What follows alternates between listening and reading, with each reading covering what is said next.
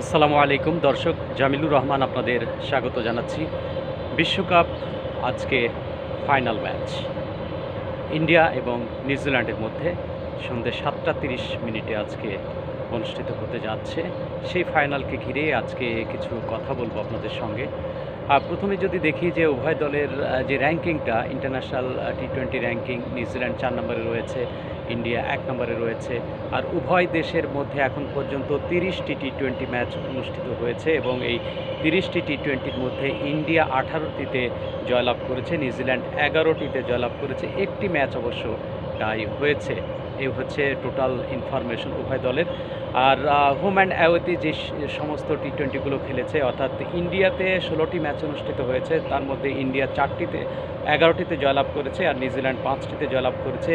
পক্ষান্তরে নিউজিল্যান্ডে 11টি ম্যাচ অনুষ্ঠিত হয়েছে, 7টি ইন্ডিয়া জয়লাভ করেছে এবং নিউজিল্যান্ড 4টিতে জয়লাভ করেছে। একটি ম্যাচ অবশ্য টাই হয়েছে। অর্থাৎ ভারত যখন নিউজিল্যান্ডে গিয়ে টি-20 খেলেছে তখনও কিন্তু এগিয়ে রয়েছে। আবার ভারতের মাটিতে যে সমস্ত ম্যাচগুলো অনুষ্ঠিত হয়েছে সেখানেও কিন্তু এগিয়ে রয়েছে ভারত। নিউট্রাল ভেন্যুতে অবশ্য দুটো ম্যাচ দেখানো হচ্ছে এখানে।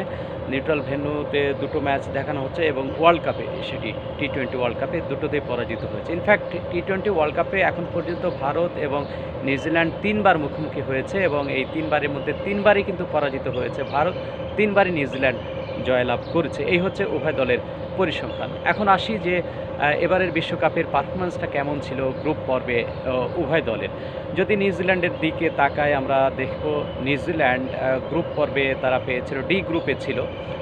ডি গ্রুপে তারা খেলেছে হচ্ছে আরব আমিরাত, কানাডা, আফগানিস্তান, সাউথ আফ্রিকা, এই 4টি দলের বিপক্ষে খেলেছে। তবে সাউথ আফ্রিকার বিপক্ষে পরাজিত হয়েছে, বাকি ম্যাচগুলোতে জয়লাভ করে 6 পয়েন্ট পেয়েছিল নিউজিল্যান্ড দল এবং রানার্স আপ হয়ে কিন্তু তারা চলে গিয়েছিল সুপার 8 পর্বে।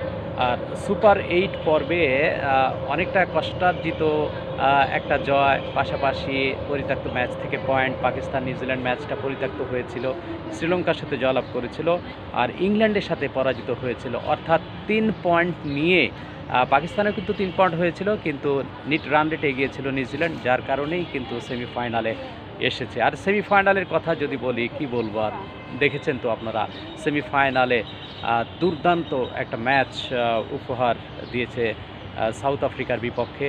সাউথ আফ্রিকা 169 রান করেছিল ফার্স্ট ইনিংসে ব্যাট করে 8 উইকেট হারিয়ে, এবং সেই রানটা তাড়া করতে নেমে টিম সেইফার্ড এবং ফিন অ্যালেনের দুর্দান্ত একটা আউটস্ট্যান্ডিং শুরু পেয়েছিল। ঝড়ই শুরুর কল্যাণেই কিন্তু 9 উইকেটের বড় ব্যবধানে জয়। আবার 12 ওভার 5 বলে, অর্থাৎ 13 ওভারই ধরে নিলাম, আর বাকি থাকে 7 ওভার। 7 ওভার হাতে রেখে টি-20 ক্রিকেটে 169 রান চেজ করেছে এই নিউজিল্যান্ড।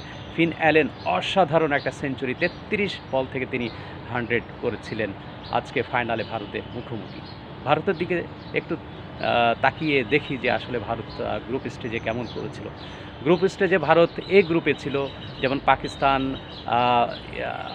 আমেরিকা, নেদারল্যান্ড এবং নামিবিয়ার বিপক্ষে 4টা ম্যাচে কিন্তু জয়লাভ করে 8 পয়েন্ট নিয়ে সুপার 8 পর্বে এসেছিল। আর সুপার 8 পর্বে এসে ইন্ডিয়া দলকে আমরা দেখেছি যে সাউথ আফ্রিকা, উইন্ডিজ এবং জিম্বাবুয়ের বিপক্ষে খেলতে সাউথ আফ্রিকার সঙ্গে পরাজিত হয়েছিল সুপার 8 পর্বে। তবে জিম্বাবুয়ে এবং উইন্ডিজের সঙ্গে জয়লাভ করে সেমিফাইনালে উন্নীত হয়েছিল। আর সেমিফাইনালে এসে দুর্দান্ত একটা ম্যাচ। আমার মনে হয় যে টি-20 ক্রিকেটে বিশ্বকাপে এ ধরনের ম্যাচ অনুষ্ঠিত হয়েছিল কিনা সেটা অবশ্য আমার মনে পড়ে না। ফার্স্ট ইনিংসে ব্যাট করে ইন্ডিয়া টসে হেরে ব্যাট করেছিল ইন্ডিয়া, অর্থাৎ ইংল্যান্ড কিন্তু টসে জয়লাভ করেছিল। সেই ম্যাচটাতে 7 উইকেটে 253 রান করলো স্যামসন। তিনি অসাধারণ একটা ইনিংস খেললেন, 89 রানের একটা ইনিংস। এছাড়া কোনো 50 নেই, কিন্তু 50 না হলে হবে কি, 50-র কাছাকাছি কিন্তু বেশ কিছু রান হয়েছে। শিবম দুবে তিনি বেশ ভালো করেছেন, যার কল্যাণেই অ্যাজ এ টিম এফোর্টেই কিন্তু 253 রান করতে সক্ষম হয়েছিল 7 উইকেট হারিয়ে। আর ইংল্যান্ড সেই রান তাড়া করতে নেমে 246 রানে থেমে গিয়ে মাত্র 7 রানের পরাজয়। একেবারে নাভিশ্বাস তুলে ফেলেছিল ইন্ডিয়ান বোলারদের, বলা যায় যে শেষ দিকে এসে ইংল্যান্ডের ব্যাটাররা, এবং জোফরা আর্চার যিনি মূলত বোলার, তিনি এসে 4 বলে 19 রান করেছিলেন। কিন্তু আরেকটা বল যদি থাকতো তাহলে আমার মনে হয় যে ভিন্ন কিছু চিত্র হতে পারত। এই ধরনের দুর্দান্ত পারফরম্যান্স আমরা দেখেছি ইন্ডিয়া দল এবং ইংল্যান্ড দলের কাছে সেমিফাইনালে। আর তুলনামূলক সহজ আমি বলবো যে ভাবেই ম্যাচটা আজ জিতে নিয়েছিল নিউজিল্যান্ড দল 9 উইকেটের বড় ব্যবধানে। দুর্দান্ত, অসাধারণ দু দলের। যদি টপ অর্ডার ব্যাটারদের কথা বলি, ফিন অ্যালেন রয়েছেন টপ অর্ডারে, যিনি 100 করেছিলেন 33 বলে সেমিফাইনালে। টিম সাইফার্ট 58 রান করেছিলেন। এছাড়া ভারতীয় দলের স্যামসন, তিনি 89 রান করেছিলেন। অসাধারণ একটা ইনিংস খেলেছিলেন। এই ধরনের ব্যাটারদের যেন বিশ্বকাপটায় যাচ্ছে, বিশেষ করে সেমিফাইনাল সুপার 8 পর্বে এসে আমরা লক্ষ্য করছি। আজকের ম্যাচটাও আহমেদাবাদে অনুষ্ঠিত হবে, বাংলাদেশ সময় সন্ধ্যে 7:30টায় অনুষ্ঠিত হবে। আমার মনে হয় যে এখানে টস ফ্যাক্টর হতে পারে এবং এখানেও কিন্তু ব্যাটিং উইকেট হতে পারে। যদি আগে ব্যাট করে ওই ধরনের 200+ ইনিংস, টি-20 ক্রিকেটে আসলে কোথায় যে একজন কোথায় গিয়ে একটা টিম থামবে বা কত রান যে সেফ জোন হতে পারে, ডিফেন্ড করতে পারে, তা কিন্তু নিশ্চিত করে বলা যায় না। তবে 230+ রান হলে আমার মনে হয় যে সেই দলটা ডিপেন্ড করতেই পারে।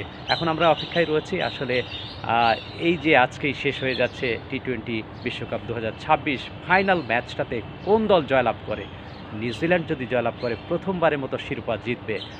আর এর আগে তো ভারত দুবার চ্যাম্পিয়ন হয়েছে। ভারত কিন্তু ডিফেন্ডিং চ্যাম্পিয়ন, 2024 সালেও চ্যাম্পিয়ন হয়েছিল এবং প্রথম টি-20 বিশ্বকাপ 2007 সালে যেটি যাত্রা শুরু হয়েছিল, সেই বিশ্বকাপে চ্যাম্পিয়ন হয়েছিল পাকিস্তানকে হারিয়ে।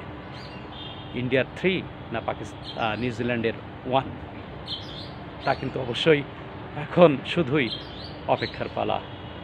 দর্শক, ভিডিওটি কেমন লাগলো? ভালো লাগলে অবশ্যই লাইক কমেন্ট করে আমাকে জানাবেন আর শেয়ার করে নজরকে দেখার সুযোগ করে দেবেন। এতক্ষণ সাথে থাকার জন্য ধন্যবাদ।